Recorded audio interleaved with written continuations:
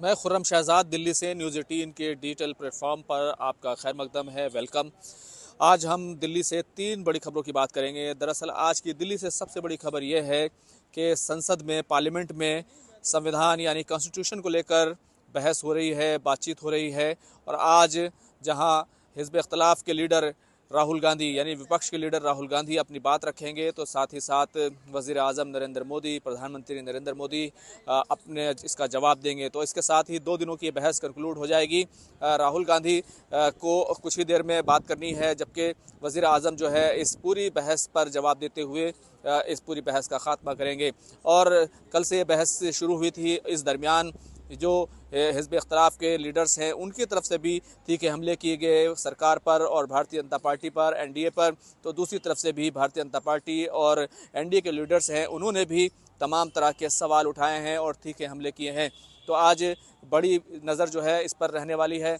दूसरी तरफ दिल्ली में कश्मीरी जो स्टूडेंट हैं उनके ज़रिए से विरोध प्रदर्शन अपना किया जा रहा है, क्योंकि जम्मू कश्मीर में जिस तरीके से रिजर्वेशन पॉलिसी को लेकर विवाद गरमा रहा है, वहाँ पर तनाज़ा हो रहा है। उसको लेकर हालांकि सरकार की तरफ से जो मिनिस्टर्स हैं उनकी 3 मेंबर्स कमेटी बना दी गई है और दूसरी तरफ मामला हाई कोर्ट में भी है। तो कुल मिलाकर वहाँ पर जिस तरीके से ओपन मेरिट को लेकर एक बहस छिड़ी हुई है कि वहाँ पर जो 70% के करीब आबादी है उसके लिए सिर्फ 30% के करीब जो ओपन कैटेगरी का कोटा है उसको लेकर मांग ये की जा रही है कि इस ये जो रिजर्वेशन पॉलिसी है इसको रिव्यू किया जाए और इस पर नज़रसानी की जाए और इसमें बदलाव किए जाएं।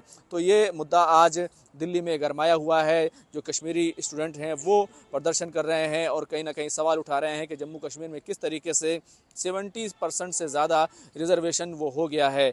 और आज हम तीसरी खबर की बात करेंगे जो आज की सबसे बड़ी और अहम खबर है। हालांकि इस मुद्दे पर पार्लियामेंट में जिस तरीके से बहस और मुबासा होना चाहिए था वो देखने में नहीं आ रहा है। यानी किसान दिल्ली के लिए कूच कर रहे हैं, वो लगातार आगे बढ़ने की कोशिश कर रहे हैं, लेकिन हरियाणा पुलिस की तरफ से उनको परमिशन नहीं है। हरियाणा पुलिस की तरफ से एक ही शर्त है कि आपको दिल्ली पुलिस की तरफ से परमिशन होनी चाहिए, तभी 101 किसानों का जो जत्था है, जो पूरा एक काफ़िला है, वो शंभू बॉर्डर से दिल्ली के लिए कूच कर सकता है। शंभू बॉर्डर दिल्ली से तकरीबन 250 किलोमीटर की दूरी पर है और वहाँ पर हरियाणा पुलिस की तरफ से कंक्रीट के जो है बैरिकेड्स लगा दिए गए हैं, कंक्रीट खड़ा कर दिया गया है, कीलें लगा दी गई हैं। ये तमाम चीज़ें हो रही हैं। 9 गाँव में इंटरनेट बंद है।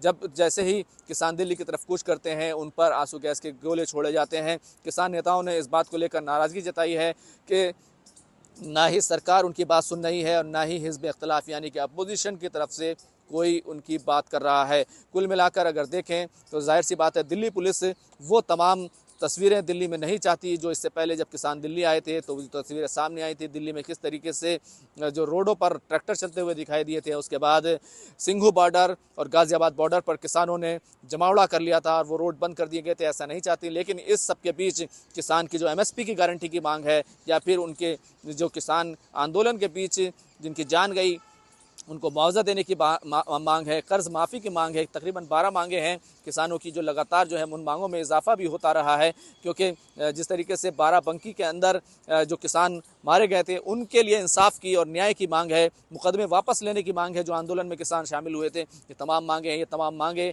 इस पूरे मामले में दब कर रह गई हैं कि लॉ एंड ऑर्डर दिल्ली का ख़राब ना हो, किसी तरीके से दिल्ली में कोई जाम या दूसरी चीज़ें पैदा ना हो। तो ये 3 बड़ी खबरें थी जिन पर आज खास तौर पर नजर रहेगी। खुर्रम शहजाद, न्यूज़ 18 दिल्ली।